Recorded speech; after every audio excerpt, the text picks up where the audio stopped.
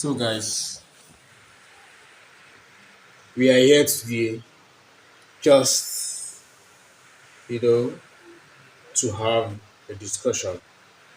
Yeah, I want us to talk about something very interesting, ranging from topics like love, entertainment, lifestyle. I just want us to discuss, I just want us to talk, I just want us to have a nice time, together.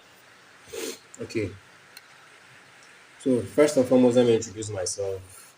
I am Savvy. I'm the owner of this YouTube channel, the Venerate Vlog. And this vlog basically is all about entertainment, fun, mentorship, anything you want to find it here. News, gossips, just everything you want to find it here. No, I also run AI characters on that has to do with history. I tell stories through my AI characters. You can check my short videos. I've posted a lot of AI characters, you know, AI animation videos that talked about how is it called, history, sports, and I'm also a content creator. Like I'm an active content creator where I go out to the streets, ask questions, do interview, gossip. I even create content. Like I do funny videos as well. So this is what this channel is all about, and I urge you just to subscribe, to this channel to get maximum fun and excitement. I also do mentorship too. I talk about a lot of things ranging from finance, you know, I'm a life coach, I'll tell you so many things you need to know. So this journey is going to be a very interesting one. Trust me, it's going to be very, very interesting. Like this is a vlog, so you expect the best, this is a vlog, expect the best from me, Yeah, actually, I know most of my audience, most of them never knew my origin. I'm a Nigerian, yeah. I'm Nigerian. I'm from Cross River State. That's where I'm from. So I have this passion for content creation. I love doing content, that people will watch, engage, and enjoy themselves. That's what I'm about. That's what this vlog is about, And I believe anybody that's watching this video and is on this channel, I believe that's why we are here. And don't worry, I promise you that you will be disappointed. I'll give you 100% fun, 100% entertainment, mentorship, news, gossip, whatever you need, you will find it on this channel. So today, let's talk about the first thing, which is sports. Yes, football. Personally, I'm a Manchester United fan. Yeah, for those of you that know me, I have supported Manchester United for almost 20 years. I started supporting Manchester United in the year 2003. That was when I started supporting Manchester United. Although I was not an active supporter of Manchester United yet, but that was when my love for Manchester United started. While I was growing up, I had my elder brother. He had a jersey, you know, had a jersey that had it was the Beckham's jersey, So he had number 7 on it. From there, that was how I started knowing about teams like Manchester United, Arsenal. Back then, they used to have Henry's jersey 1402. That was Thierry Henry's number back then in Arsenal. Beckham was number 7.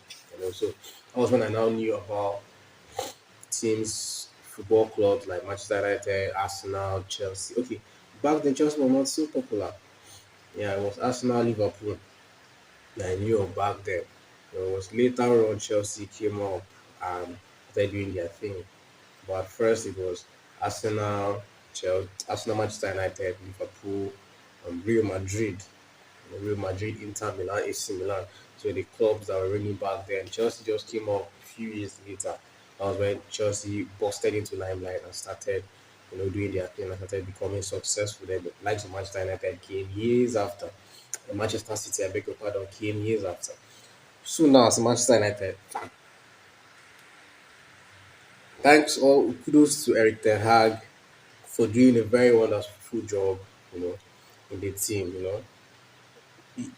Before before the Ten Hag era, we've been suffering. I won't lie to you, our style of play was shambolic. Yeah, there were seasons in between, like post Sir Alex Ferguson, there were seasons in between where the seasons where we did well, finished second place. That was under Jose Mourinho. We had 81 points. That season it was Manchester City that won the league with 100 points. We had 81 points that season. We didn't do badly. That was the season Romelu Lukaku was banging goals left, right, center. He had, if I'm not mistaken, Romelu Lukaku scored. Romelu Lukaku scored. Was it? Lukaku scored 25 Premier League goals. In fact, 26 Premier League goals that season alone. Yeah, that was Jose Mourinho's second full season as Manchester United coach. The first season, Manchester United finished sixth place, but we were very unfortunate that season. I can't forget that season because we were always unlucky in matches.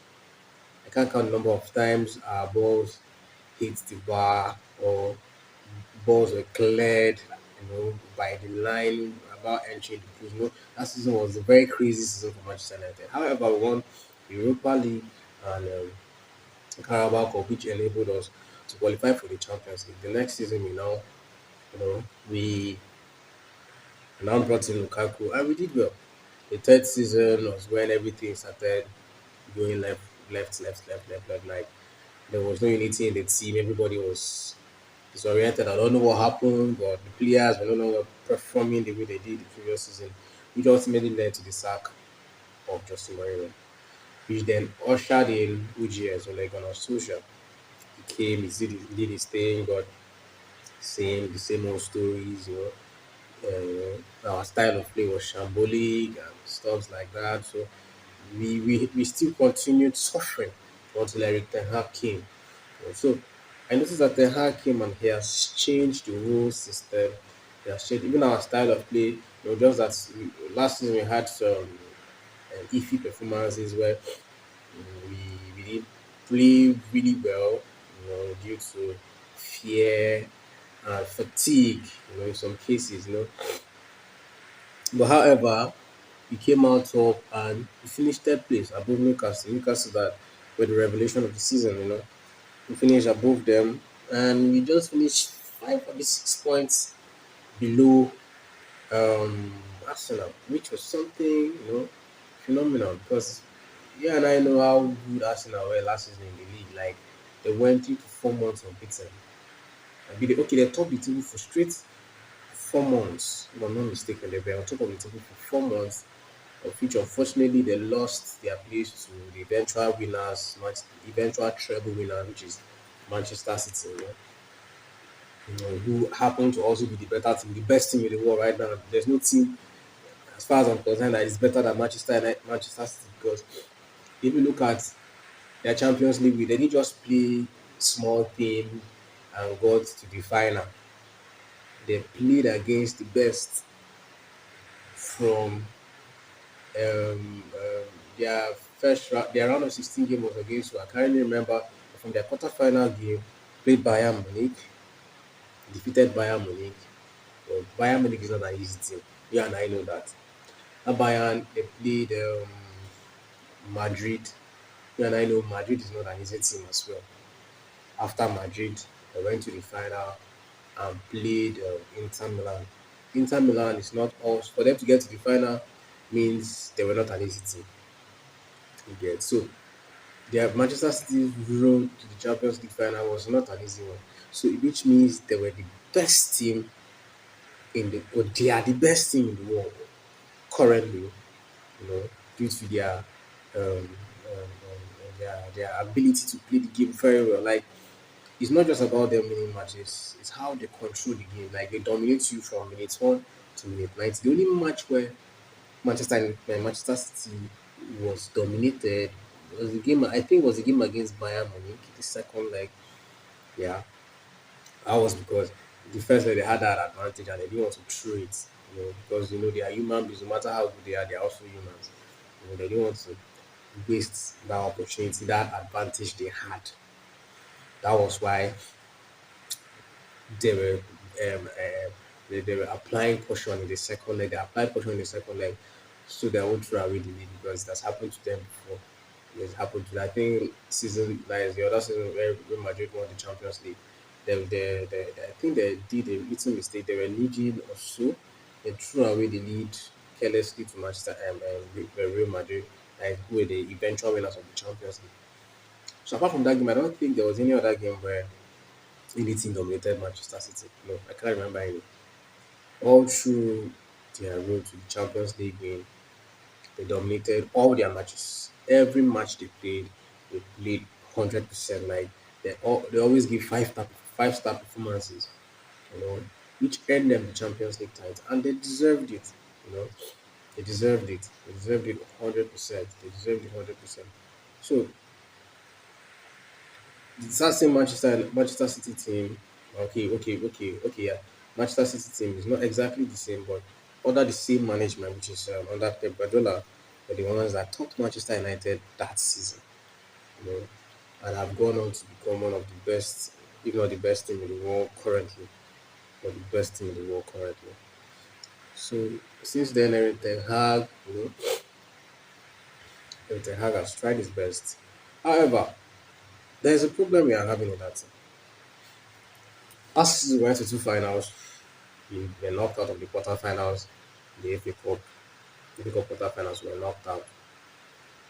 I'm sorry, Europa League quarterfinals. I beg your pardon. We lost to Sevilla. This was a match where were two goals up within 20 minutes, courtesy of goals from Marcel Sabitzer. We were two goals up within 20 minutes. Then what happened? Just I don't know what really happened. Was it fear or was it the inclusion of a certain player that made Manchester United just lose it, or was it the injury of Lisandro Martinez? I can't just really figure out everything because at first the game was very easy. Like Sevilla were we just hit them hard at first, we took them by surprise. Bang, bang, bang, we scored two goals. Within 20 minutes, Marcelo Sabitzer hitting two massive and very electric goals. Next up, 90 plus for 2-2. Wow, what happened? The next leg, something happened. A certain player passed the ball to Sevilla player, started from there. They whitewashed 3-0 in Sevilla. This was a game that we had under control initially. You know, we could have, if just that, yeah, it's something that if after we scored the two goals, Sevilla were quite demoralized, they were quite destabilized, started pressing them, we had more chances. If we had a good striker, like someone like Harry Kane, that was leading the line at that time, I think if we had scored 3 to 4 goals, there's no Sevilla would have come back. I'm telling you, there is no way they would have come back into that game. Like their morale would have been completely dampened. Like there's no way they would have come back into the game.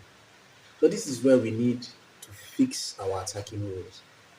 It's not enough to be playing with wingers. You also need a number 9 that guarantees you 20 to 30 goals, that can score with the head, is good in the air, that can give you long rangers, positions very well, that knows how to pass the ball, that knows how to come out from the box, give passes, position, and knows how to manipulate defenders, knows how to make runs, knows how to create space for other players to play well. And Harry Kane will give you that. That is the best player for Manchester United. However, I don't know if Levy stubbornness is the reason why Manchester United are not pushing to sign Harry Kane. I don't know what the thing is. I don't know if it's because Harry Kane is not talking. I don't really know, but that aside, Harry Kane is not the only striker in the world. There are other strikers which Manchester United can sign to fix our attacking roles. As it stands, the only attacker we have that can guarantee you 15 goals a season is Marcus Rashford. And last season, the games where he was not scoring goals, it was as if we couldn't win. Or we struggled to win those games, the games where he didn't score goals. We struggled to win those games. You know, we struggle to win those games, which is not supposed to be so. We're supposed to be having other attacking options. Okay, assuming this season that we enter, Marcus Rashford is not that sharp the way he was last season. What will become of us? What will be our fate?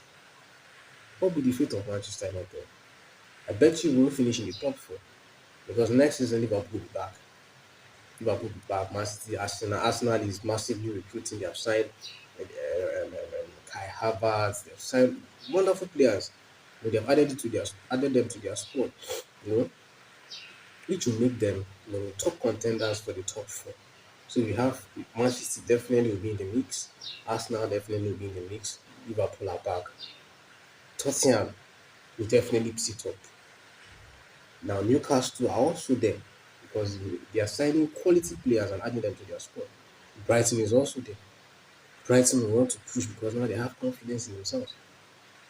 Brighton will want to push for a top four spot because last season they finished was it sixth or seventh position? I can't really recall.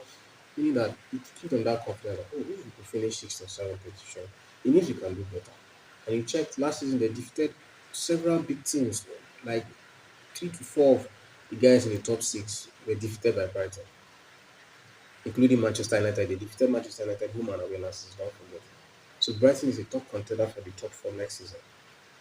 So if Manchester United doesn't recruit an attacker that guarantees at least 15 goals, then we're in trouble. I don't know about Mrs. Greenwood's situation because they say they are still carrying out internal investigation. I don't know if they want to loan out Mrs. Greenwood. I don't know if they want him to stay. But in my opinion, hey, we all make mistakes. We all make mistakes. None of us is perfect. Yeah, none of us is perfect. Like we all make mistakes in life, and we shouldn't be judged by our mistakes. However, the person that he had issues with, you know, they have settled. So I don't see any reason why we should be judging the boy and treat him badly, condemn him because of the mistake he made. This guy has come out and he's sorry. He has apologized and he's sorry. I think he should be given a chance. He should be given a chance. No one hasn't made mistakes. Okay, fine. They say he should be sold out of the club. To which other club? Like, why are you selling him out? Why? Isn't that still the same football he's going to play there that he ought to have played in Manchester United? What's the difference? Why are we being so, judgmental here? I don't like that. I don't think it's necessary. In my opinion, that's my humble opinion. I don't think releasing Mason Greenwood because of the mistake he made would be right. I think if we do that, we'll be making mistakes on our own part. Because Mason Greenwood is an awesome player. Before he had the issues he had, he was giving us 15 goals back to back. So imagine Mason Greenwood and Marcus Rashford playing in one team. You have two goal scorers in your team and gives you assurance going into any game. You're not afraid because if Rashford is marked out, he can't score. Greenwood can give you the goals because there were several matches last season where he couldn't score goals because Rashford, who was the only prolific person in the team, was marked out. You know, but now when you have a team that has Mr. Greenwood and Marcus Rashford in it with Anthony Marshall can give you 10 goals. Yeah, Anthony Marshall can give you 10 goals. You have Greenwood that gives 15 to 20, you have Rashford that gives 25 to 30. At least it's okay. But when you have a Marshall that gives you 8 to 10 goals and a Rashford that gives you 20 goals, then you have Anthony that gives you 45 goals, the attacking threat is not there. It's not there. It's not there. So you need someone that guarantee goals to pair with Marcus Rashford. So I don't see the need of us allowing Mason Greenwood to leave. It's not necessary for Greenwood to leave. I don't think it's necessary for Greenwood to leave. He should stay. He has made his mistakes, and I think he has learned from his mistakes, and you know he has apologized, and we should forgive the guy. Come on, who doesn't make mistakes? All of us make mistakes, but no, none of us is holy. None of us is holy, so we should just accept him back as our own. That's my own humble opinion. We should accept him back as our own. Because we've all made mistakes at some point. Yes, we have. We made mistakes at some point. That's my own humble opinion. So we have a Greenwood in your attack, Marcus Rashford. Let's say you sign another attacker that gives you another 15 goals. You know what I mean? Your attack is cool. Then you have your Anthony, your Sancho on the bench. Effective. Perfect. Like the two of them comes, they do their thing, create place in space for Rashford and the rest of them to enjoy themselves and score goals. So perfect. That would be very fine. That would be awesome. It gives you that flair, that attacking flair, moving forward. There's some games where you can just keep going on, okay, Greenwood should rest, use Anthony, or some games to keep Rashford should rest, use Sancho. They can actually, they are there, they can come in as second fiddle, they can play second fiddle to these other guys. In addition to Mason Greenwood, you know. And also you need another defender. It's not enough to have Lisandro Martinez and Brian. Yeah, you and I know Brian is injury prone. So he cannot play 38 games. Excuse me. He cannot play 38 games this season without getting injured. That is Varane for you. That is how he was built. He's injury prone. So due to the fact that Varane is injury prone, it means we need another defender. Varane is an exceptional defender. You know, his combination with Lisandro Martinez at the heart of defense is awesome. Like last season, like the two had a perfect combination. Like they were amazing. Combination was spot on. Like they gave magnificent performances last season. But Rafa Varane is an injury-prone player, and that is the issue we have. So I think Manchester United should go for another defender. There are other defenders out there in the market that Manchester United could sign if they take their time to look for them. We can't be relying on Rafa Varane because of injury issues. He's an exceptional defender, regardless, but he has issues with injury, staying fit all the time, like for the whole season. I don't think he has ever done. Maybe he did that in Madrid. I don't know, but ever since he came to Manchester United, he has never been fit the whole season. He has never. So meaning that he is an injury prone player. So it means he should, a good substitute should be kept for him. Yeah, Lindelof did well, but apart from Lindelof, who else we have that is good? Meaning that we just have three defenders, which is not right. Three good defenders, which is not right. I'm sure that sometimes fits in that. We also know Luke Shaw is more effective at the left side, as a left back because of the attacking threats he poses moving forward. He's very good attacking wise and he's also good defensively. So it's best you just look for two extra defenders, one very good one, and just another one that is not too bad but not too good, but at a very moderate price. You know, keep them there and see how the season goes. That is my own opinion. Because apart from Lindelof, who else? And also, Luke Shaw is also an injury prone player. Luke Shaw can get injured at any time. So, if Luke Shaw is injured, Martinez is injured, Varane is injured, well, who do we have? Who did Lindelof play? Okay, you pair Lindelof and Casemiro. Then who will be in the middle of the park? Who will be sitting deep to protect the defense? Casemiro is best employed in that position. Who do you want to rely on?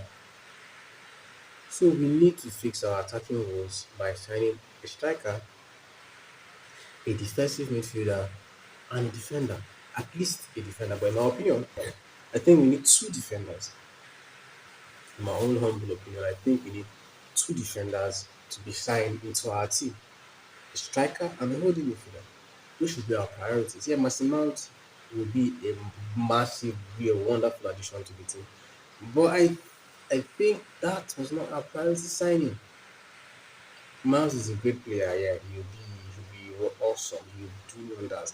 That I am sure of. Mount will do wonders for Manchester United.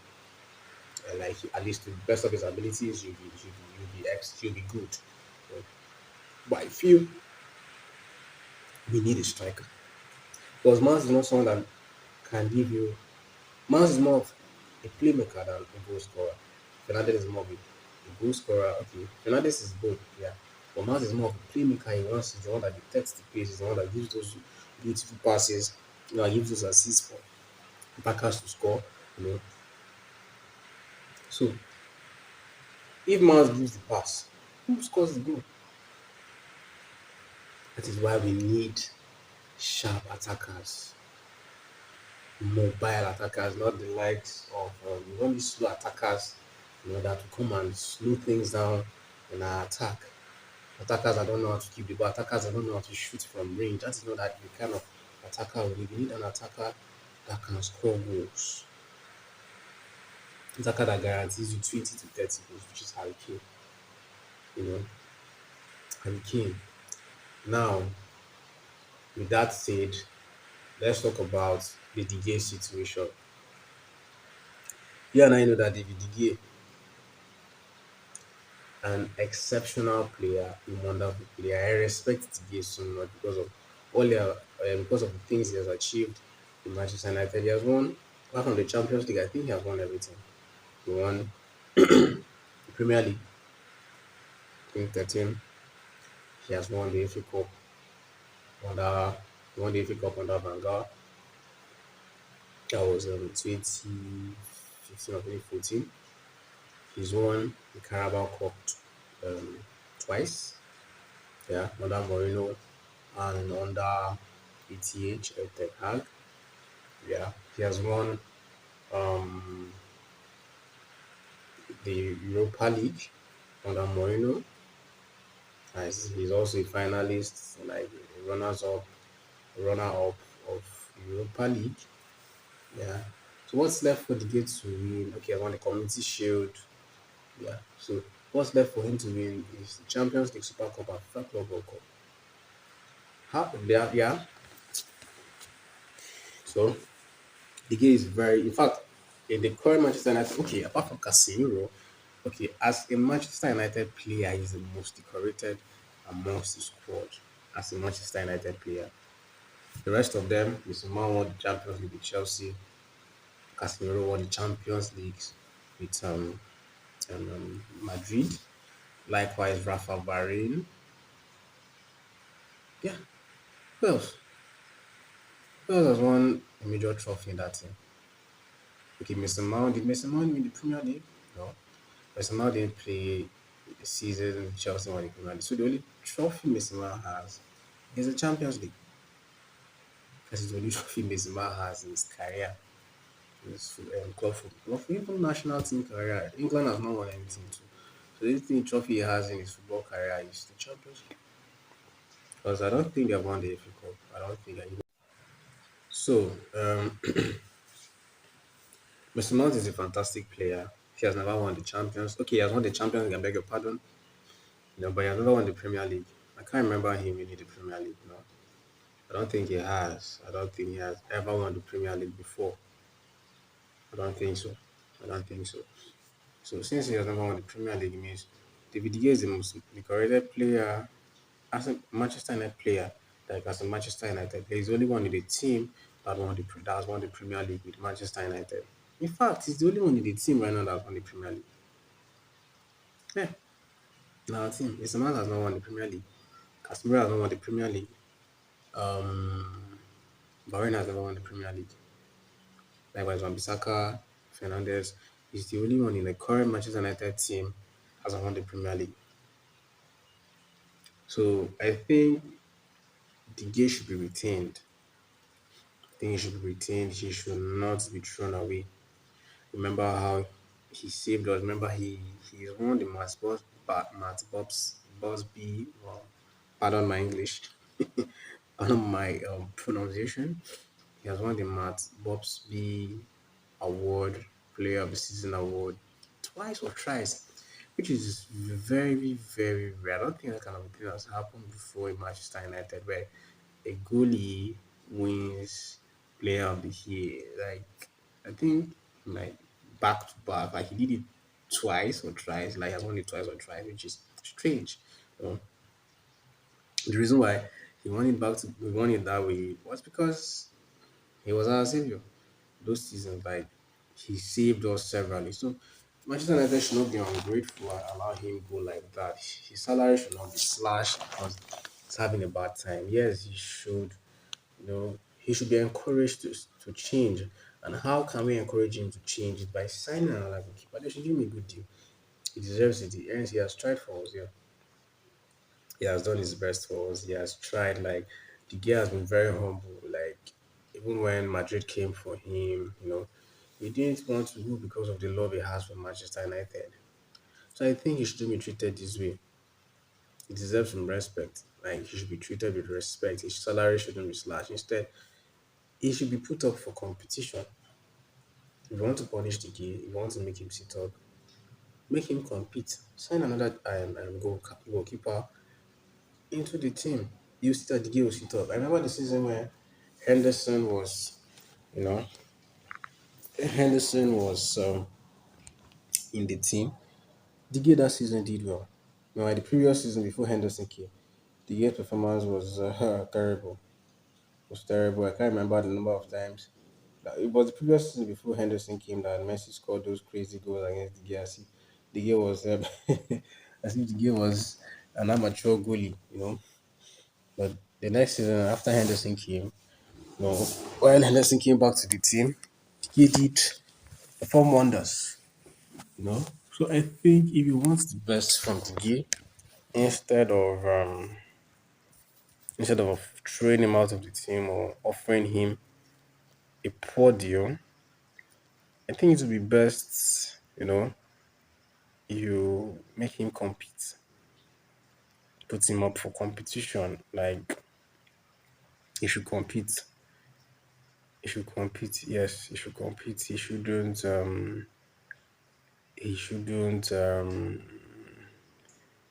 just be thrown out of the team. That's my humble opinion for the gay's issue. Shouldn't be thrown out of the team. And then, with regards to the DK situation, who do you think will be the best player for Manchester United to side? Who will be the best player? Because I don't really know. There are many keepers in the world out there, and many keepers in the world out there, and you know, we don't want a situation where the gay, be thrown out now. They bring another keeper, the person can do half of what the key does. It's not enough to keep the ball with your legs. You also need to know how to save the balls when, you know. Last season, the kid made some awesome stops, like some awesome saves. Yeah, although he made certain mistakes, but I think he also did well. The guy performed wonders last season, and I think he deserves some respect. He shouldn't be treated with disrespect. In my opinion, the guy shouldn't be thrown out of the team. They should look for a way to fix his contract issues. He deserves respect. David De Gea has been our savior on several occasions. I won't lie to you. He has.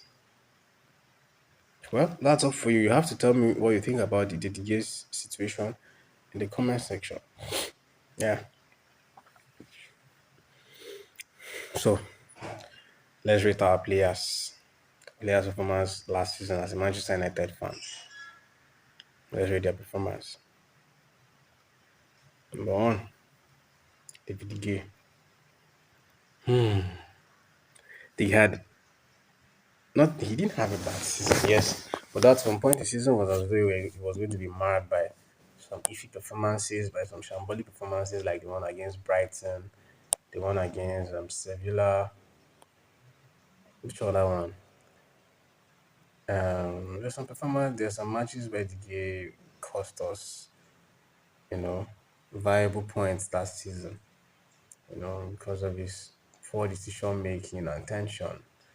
You know, he didn't make some good saves, or he didn't stand well, or he made wrong passes to the opponent that led to counter and cost us pressure. Yeah. So what do you think about the guy? If I'm to rate the guy on a scale of 10, I'll give him a 6.5 out of 10. The season was not bad. It was slightly above average, but it was not too good because of the unnecessary mistakes he made. Like the third goal against Sevilla was completely unnecessary. The one against West Ham, he messed up two against West Ham, which could have cost us towards the end of the season. But however, he was lucky it didn't affect us. He was very, very lucky that performance didn't affect us because, you know, um, other teams below us, like Liverpool, didn't get maximum points. If not, it would have put us under immense pressure towards the end of the season, you know. So, yeah, the game 6.5 over 10. Who else? Lisandro Martinez. Yes, Martinez. The butcher. Much respect to him. He did very well last season.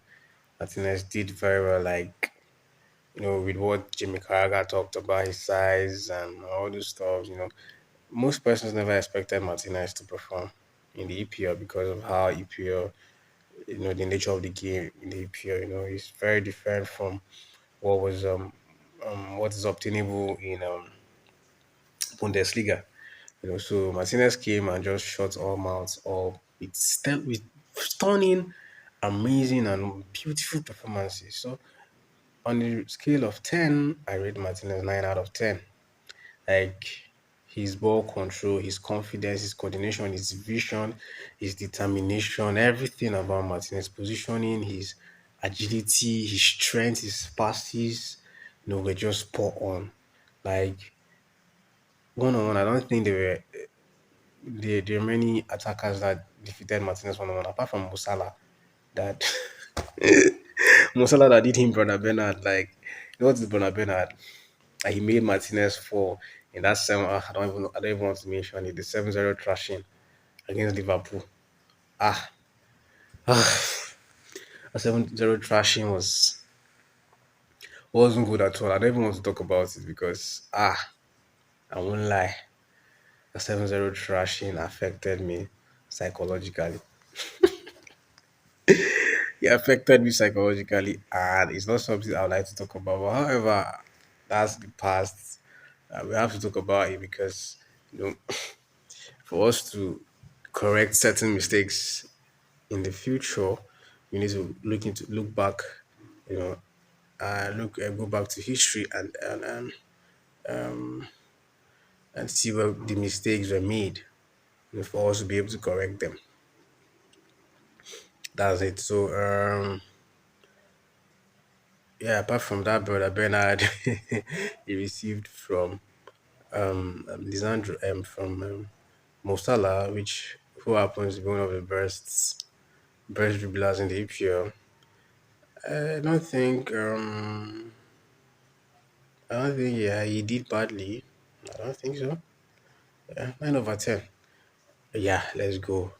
Look cool, look sure, look sure, look sure, look sure, look sure did well last season. It helped us a lot. Like during this towards the end of the season where Lisandro picked up that injury. He filled in perfectly for Lisandro. Like even when Vara was having the injury, he and Lindelof did a great job at the heart of the defense. Like they were so good. Like wow, look who surprised everybody. Like Luke Shaw surprised everybody. And kudos to Ten Hag for discovering that part of his game, like that central defensive part of his game, because no other coach ever since he came to Manchester United has ever deployed him in that position. No, he's always been used as a left back, of which he also performs very well, performs exceptionally. Like performance is like I don't think there's any left back in the EPL that is better than Luke Shaw, or that was better than Luke Shaw last season. Who? Aki, you can't compare Aki to Luke Shaw now. Who? Who now? Who? Mention. Is it who's Arsenal's left back? Tierney. You can't. You can't compare Tierney to Luke Shaw. Who? Robertson was not himself last season. Who? Who? Who? Nobody. So Luke Shaw was arguably the best left back in the EPL. last season. Go check your records, go check your stats, you see for yourself. Okay, this Brighton guy. Okay, I've forgotten the Brighton's guy name, yeah. But I think Luke Shaw even did better than like that than him. I think Luke Shaw performed excellent. Like last season, his performance was okay. So I give him 7.5/10. Okay, let's go to the other central defensive position, which happens to be Rafa Varane. Rafa Varane, yeah, the Real Madrid legend because he's a Real Madrid legend, a good footballer. Respect to Varane, he has achieved a lot in Madrid.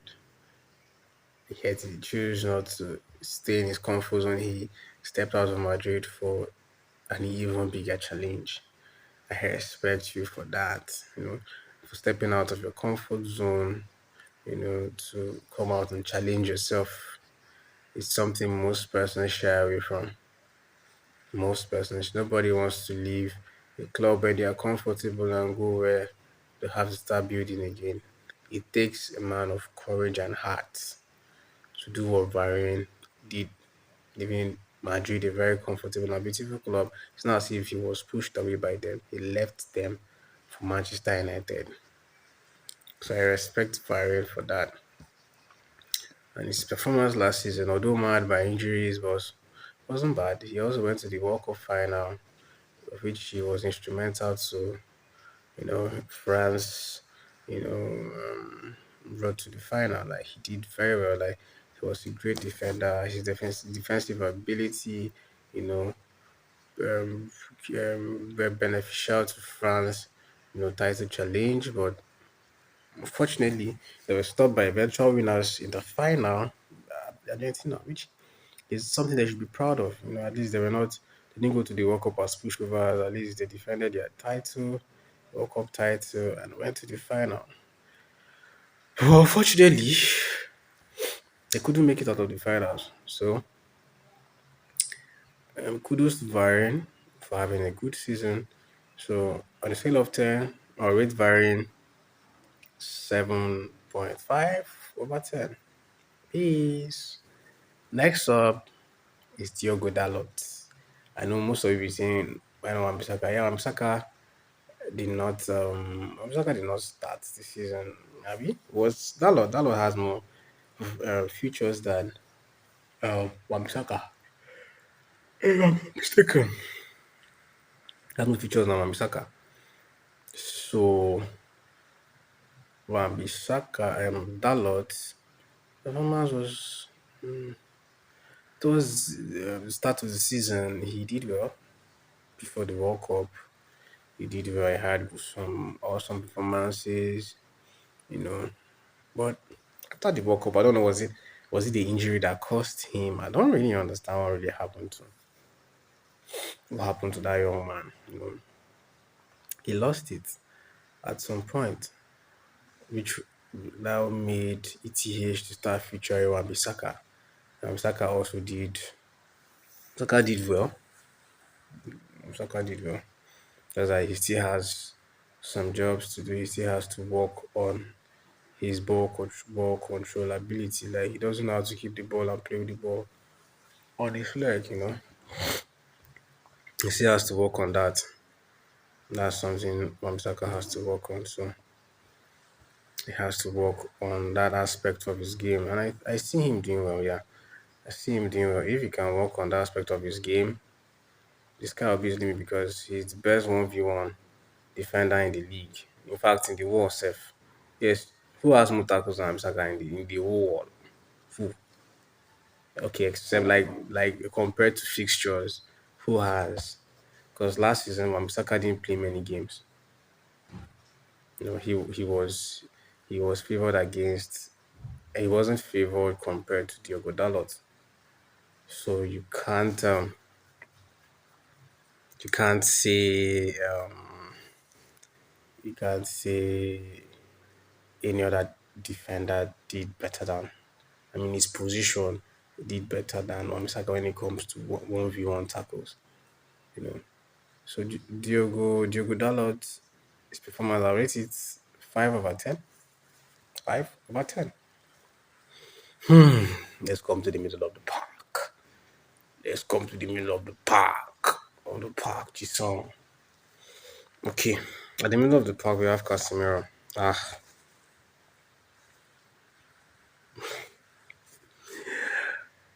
Casemiro. Casemiro. I call him Kiss Miro. Why?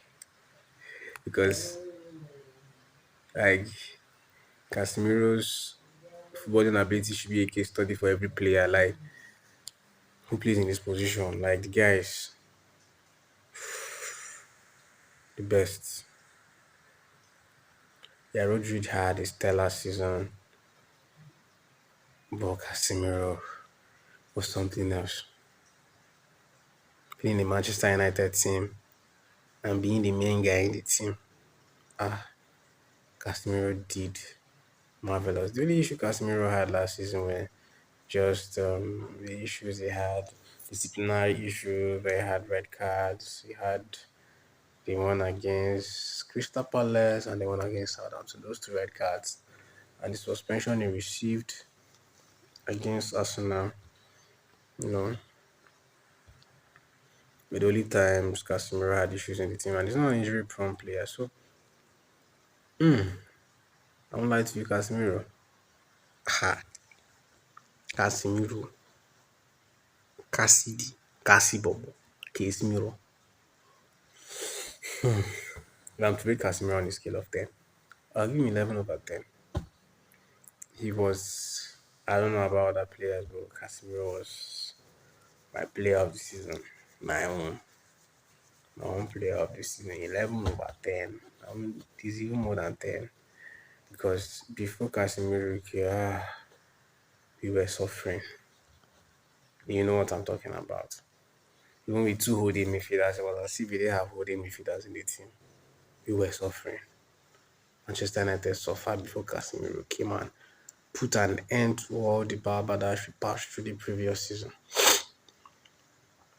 So on the scale of 10, Casemiro 10 over 10.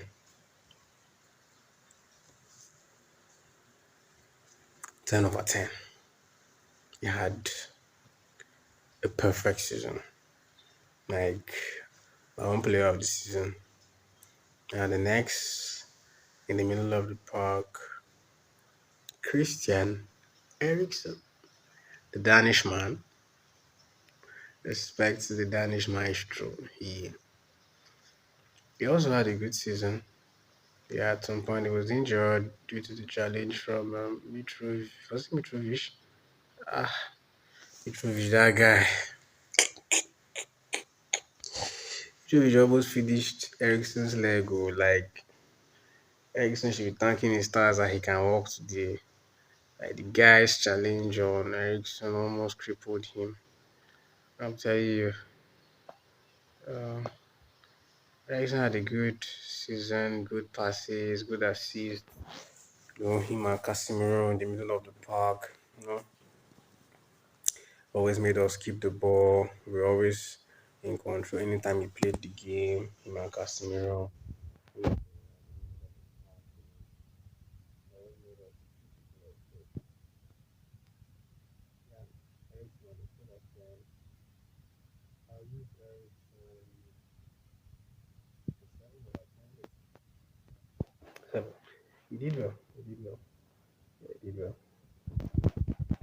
He did well. He did well. Yeah. Okay. For our captain. Ronaldo. Yeah, Cristiano Ronaldo. Uh, Skipper for life. Captain for life. Season was not bad. Yeah, season wasn't bad. Season wasn't bad. Season was okay. You're not, you can't compare it to the last season to Bruno's first season. Bruno's first season was a Portuguese man, magnifico. Like he was something else. Bruno Fernandes was something else. You know, scored many goals last season, many assists, played well. But last season he didn't do badly either. He had so many chances created so many chances. His chances were not bad. The chances he created were not bad. He had certain assists and scored few goals. So on a scale of 10, I would rate Bruno 7. 7/10. Let's go to the left. Or let's go to the right.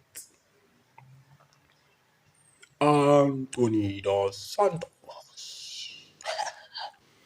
Mr. Finesse. He likes finesse. Baba like to play with ball too much. Mr. Finesse will never ever play a match without trying to swerve, without trying to place the ball in the right corner with his left foot. Of which I think sometimes it works for him perfect, but I don't think it's something he should always be doing. That's my opinion. Yeah, the fact that he works sometimes doesn't mean he should always be doing because it has made him become very predictable. Yes. I think he should work on other ways. He has fast foot and he's fast as well. So he should look for other ways to, you make EPL defenders beg for mercy. Because I know that's what he wants. All those things he does, all those is because he wants EPL defenders to beg for mercy.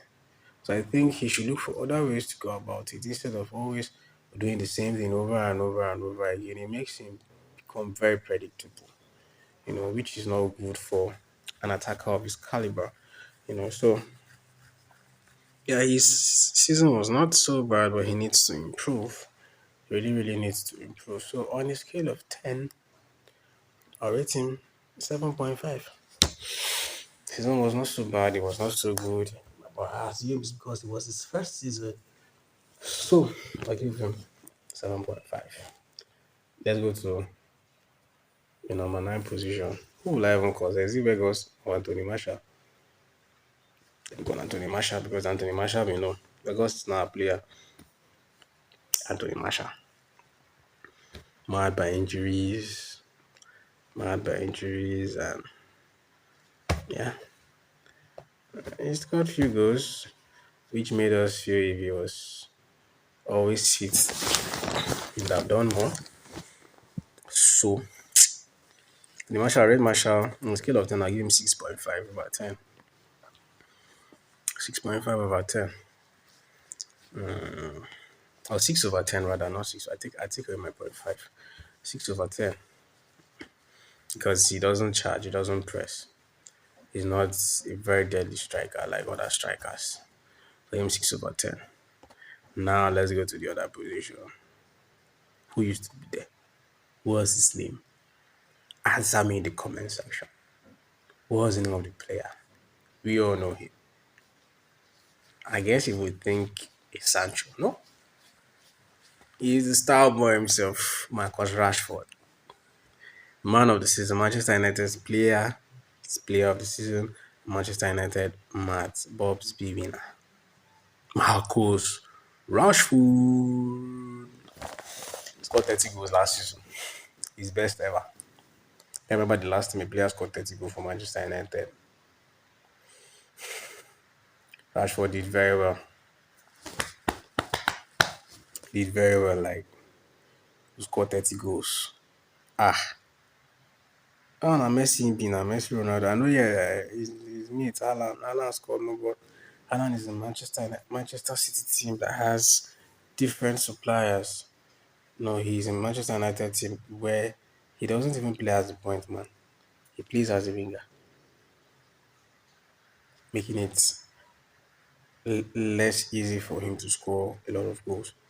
If Rashford was a number 9, perhaps he would have scored more. Maybe Rashford had a De Bruyne assisting him, and Bernardo Silva giving him all those passes, he would have scored more. Look at Jack Grealish. Jack Grealish couldn't. Jack Grealish got up to 10 goals last season. I don't think so. But Rashford, from that same position Grealish operated from,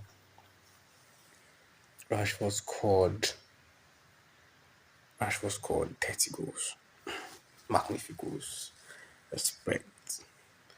For that, I rate Rashford 9.5 over 10.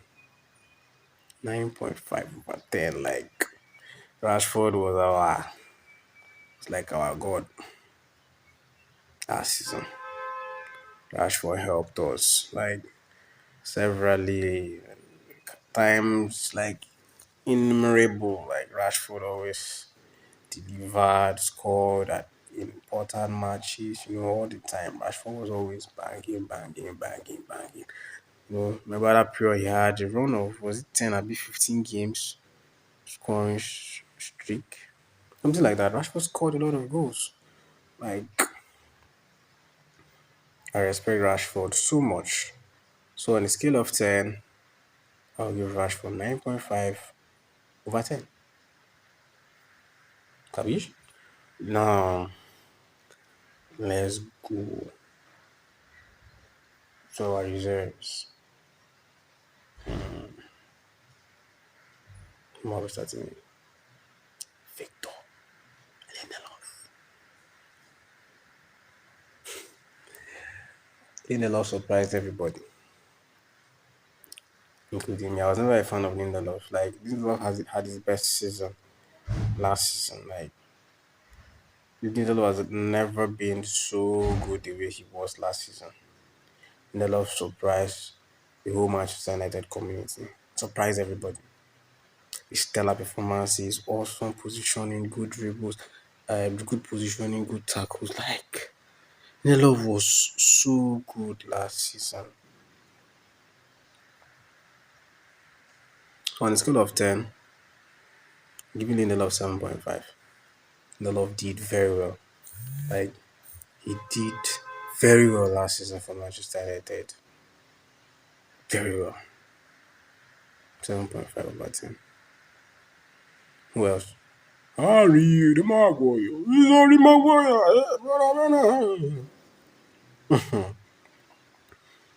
Maguire. Yeah. Maguire was a good player at Leicester City. First season in Manchester United. He didn't do badly. He didn't do badly, but subsequently he just lost it and has not been performing well lately. I don't know what the problem is, but I think he should check himself out and see what could be done to help him. So on the scale of 10, give Maguire a 3 over 10 or 2.5 over 10. That's my rating for Maguire. In fact, because at least he knows how to pass the ball side from side to side, he knows how to give long passes. But when it comes to performing his duties, I reserve my comment. 2.5 over 10. Then AWP, Aaron Wan-Bissaka. Wan-Bissaka did well. Yeah, he did very well. Last season, after Dalot lost form, deep in form, Saka just rose to the occasion and did wonders. So on a scale of 10, I'll give Wan-Bissaka a 7. 7 over 10. Then Tyrell Malasha, the last season, he had mixed performances. Today, he'll be good next to Mario. Yeah, the God knows what was wrong with him. So, scale of 10, I give him a 6. Jadon Sancho. Sancho on a scale of 10, give me a 5.5. And Nacho, the big boy. Scale of 10, I give him 6.5.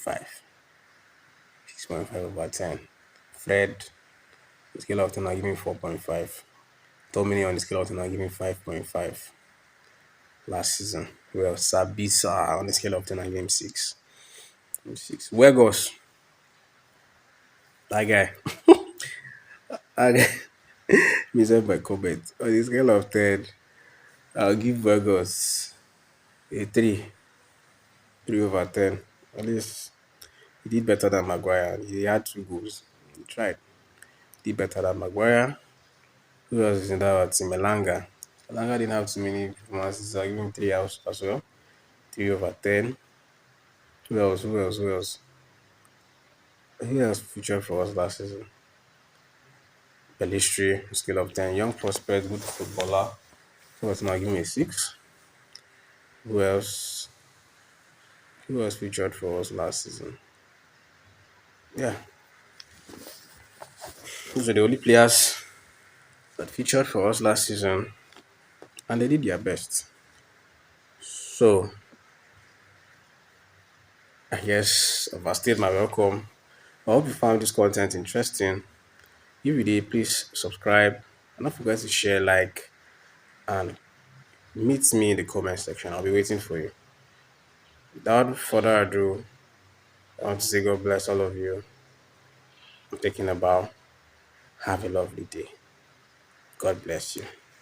Thank you.